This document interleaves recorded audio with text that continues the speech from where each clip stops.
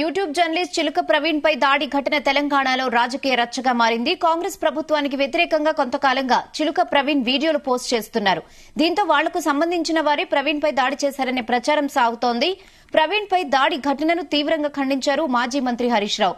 ప్రభుత్వ వ్యతిరేక వార్తలు ప్రసారం చేస్తున్నారని ముద్ర వేసి భౌతిక దాడులకు పాల్పడటం హేయమైన చర్య అని ఆయన ట్వీట్ చేశారు.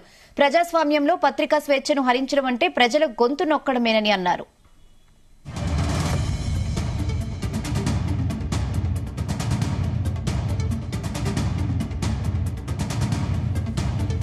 ఒకవైపు ప్రజాపాలనాన్ని ప్రచారం చేసుకుంటూ మరోవైపు ప్రశ్నించే జర్నలిస్టులను బెదిరించడం నీచమైన చర్య అని హరీష్ రావు మండిపడ్డారు.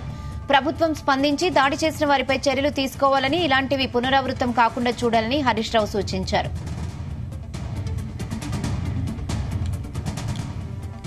ఈ విషయంపై మరిన్ని updates crime bureau chief Raviteja అందిస్తారు. రవితేజ, చిల్క ప్రవీణ్ ఈ రోజు ఉదయాన్నే సోమాజిగూడలో ఉన్నటువంటి తన న్యూస్ ఛానల్ ప్రోగ్రాం ముగించుకుని టిఫిన్ చేయడానికి ఉదయం బయటకు వెళ్ళినప్పుడు సోమాజిగూడ తన కార్యాలయం నుంచి దిగి ఫుట్పాత్ పైన నడుస్తూ ఉండగా ఒక వ్యక్తి, అంటే ముందుగా ప్రవీణ్ కి తెలియనటువంటి వ్యక్తి, ఆ తర్వాత పోలీసులు ప్రవీణ్ ఐడెంటిఫై చేసి అతని పేరు కూడా పోలీసులకు అందజేయడం జరిగింది. తను ఉదయం టిఫిన్ కోసం తిరిగి వెళ్తూ ఉండగా ఫోన్ మాట్లాడుతుండగా ఒక్కసారిగా ఆ వ్యక్తి వెనుక నుంచి వచ్చి ప్రవీణ్ పై దాడి చేయడము, ప్రవీణ్ షర్ట్ చించివేయడము, అతనితో అసభ్యపరంగా ప్రవర్తించడము, అతనితో దుర్దిశలాడుతున్నటువంటి దృశ్యాలు కనిపించడము, అతను నెట్టి వేస్తూ అతని పైన దాడి చేస్తూ తీవ్రంగా అతన్ని కొడుతున్నటువంటి దృశ్యాలు అయితే సీసీటీవీ కెమెరాలో కనబడతా ఉన్నాయి.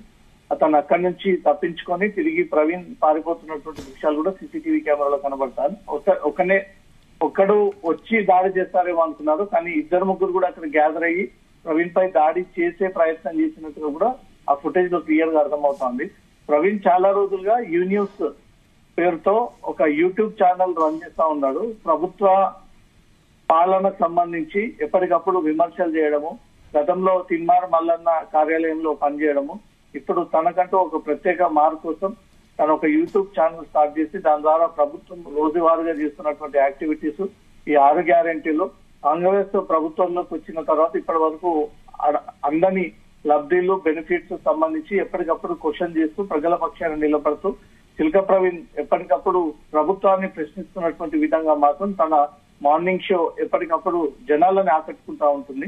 ఈరోజు ప్రవీణ్ పై దాడి చేయడం ఇది తీవ్రంగా వ్యతిరేకిస్తా ఉన్నారు. ముఖ్యంగా మాజీ మంత్రి హరీష్ రావు కూడా జర్నలిస్టులపై దాడులు స్టార్ట్ అయ్యాయి. గతంలో తమ ప్రభుత్వంలో లేనటువంటి దాడులు ఈసారి సామైనటువంటి నెల రోజుల్లోనే ఒక యూట్యూబ్ ఛానల్ రిపోర్టర్ పైన, యాంకర్ పైన దాడి చేయడం ఇది సమంజసం కాదని, ఇలాంటి తప్పిదాలు మళ్లీ జరగకుండా ప్రభుత్వం బాధ్యతలు తీసుకోవాలని, దాడి చేసినటువంటి వ్యక్తిపై చర్యలు తీసుకోవాలి, అతను గుర్తించాలంటూ కూడా హరీష్ రావు ప్రజా స్వేచ్ఛ ఉన్నటువంటి పత్రికా విలువల్ని, పత్రికా విలేకరులని సైతం టార్గెట్ చేసి దాడికి పాల్పడతా ఉన్నారు. వీటన్నిటిపై ప్రభుత్వం కట్టడి చేయాలి అంటూ మాత్రం హరీష్ రావు ఒక ట్వీట్ చేస్తూ చిల్క ప్రవీణ్ పై దాడి జరిగినటువంటి సీసీటీవీ ఫుటేజ్, కొన్ని ఫోటోలు, వీడియోలను కూడా నేరుగా మాజీ మంత్రి హరీష్ రావు షేర్ చేయడం జరిగింది. ఇంతకు ముందే చిల్క ప్రవీణ్ అనుచరులు తన ఆఫీస్ కార్యాలయ సిబ్బంది పంజాగుట్ట పోలీస్ స్టేషన్ లో ఒక ఫిర్యాదు చేయడం జరిగింది. అతను చిల్క సుధాకర్ అనే వ్యక్తి తమకు గతంలోనే పరిచయం ఉన్నాడని ఉదయం నుంచి కూడా మా యూన్యూస్ కార్యాలయం సమీపంలోనే రెక్కి నిర్వహించాడు. ప్రవీణ్ బయటకు వచ్చినటువంటి వెంటనే ప్రవీణ్ పై దాడికి పాల్పడ్డాడు. ఈ సుధాకర్ అనే వ్యక్తి గతంలో తిన్మార్ మల్లన్న తన కార్యాలయంలో పోలీసులను నిర్బంధించి పోలీసులను కిడ్నాప్ చేసినటువంటి కేసులో ఈ చిర్ర సుధాకర్ అనే వ్యక్తి కూడా నిందితుడిగా ఉన్నాడు.